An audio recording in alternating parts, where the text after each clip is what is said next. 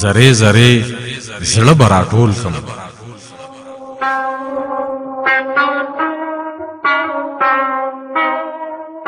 زره زره زړه مې راټول کو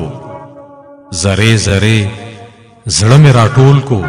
زه اوس د مینې په معنا او مفهوم ورسېدم اوس د ژوندون د تېرولو په چل پوهه شومه نور به د مینې په دروغ او رښتیا نه غولېږم ما خپل ځان ولید ګرانه ما ستا محبت وکتو ما خپل ځان ولید ګرانه ما ستا محبت وکتو ستا که دا خیال وي چې بستانه بغیر ونه پایم تا ته د یاد وي زما د کتاب هره پاڼه د غم لړلو وسویلو تورو تیرو ډکه ده دا څنګه کیدی شي چې رڼا به پکې ځای پیدا کي دا څنګه کیدی شي چې رڼا به پکې ځای پیدا کي د مینې ټکې به د دغه کتاب باب جوړ شي هلته اوس صرف د نفرت خبرې خلک ګوري هلته اوس صرف د نفرت خبرې خلک ګوري ځکه چې هر سړی له خپل اشنا په غم سوی دی چا هم د مینې د خوږو خوند تر زړه کړی نه دی اوس به ټول خلک هر مین دا کتاب ځان له اخلي ګوري به وایي به اتل زمونږ کیسه کړې ده د دې نه پس به څوک د مینې په نوم شعر نه لیکي اوس به ټول خلک هر مین دا کتاب ځان له اخلي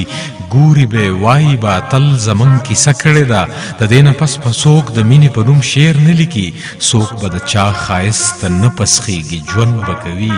د دې کتاب په هره پاڼه کې به ځان لټوي د دې کتاب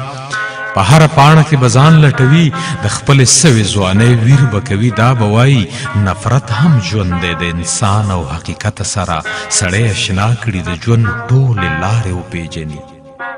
نفرت هم ژوند دی د انسان او حقیقت سره سړی اشنا کړي د ژوند ټولې لارې وپېژني د انساني تړون دروغ او رښتیا دغه دي چې سړی په ورکه لاره بوځي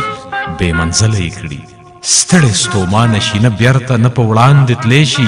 دې نه ښه دا ده چې د ژوند د کتاب ټولې پاڼې هر ټکی خپل نوم ته منسوب کړي پکې ځان وګوري لږ د دې دور د خودغرضه ژوند جانان وګوري اوس که د دې نه پس مین د ژوند داستان لیکي نو اوس که د دې نه پس مین د ژوند داستان لیکي نو د کتاب تړون د دې ټپې په نوم پکار دی ځکه چې ما د خپل کتاب تړون په دې کړی دی زره زره زړه به راټول کم بیا به په نوم د یارانې سړی رټمه